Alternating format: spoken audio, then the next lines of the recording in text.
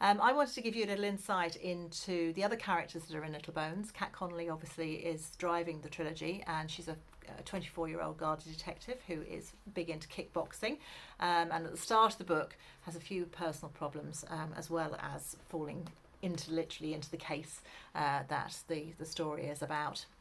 But the other characters in the book, there's two characters who I really enjoyed writing.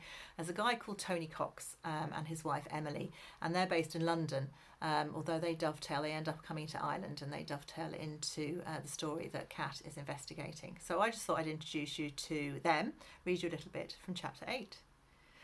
Catching his breath, consultant psychiatrist Tony Cox shook mercurial raindrops from his shoulders and greeted his wife Emily with a hug and a peck on her cheek.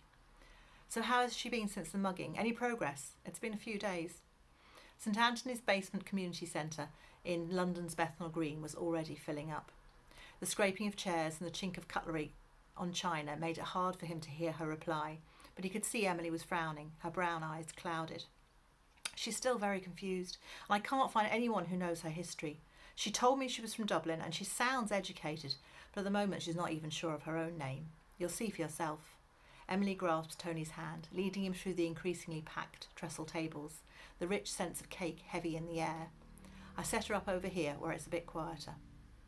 Without makeup, her hair pulled back into a ponytail, Emily's jeans and trainers made her look like a teenager, made Tony, at 50, wonder yet again what on earth she saw in him, and thankful again that his dark wavy hair was all his own, even if it did need a good cut. Today Emily's pale skin was flushed from the rising heat, as more elderly local residents arrived, looking forward to their monthly sing-along and afternoon tea.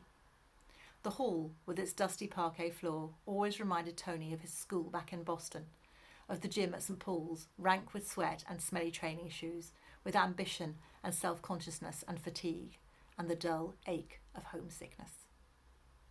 I really enjoyed writing Little Bones and loved researching the characters. I do hope you enjoy reading it too.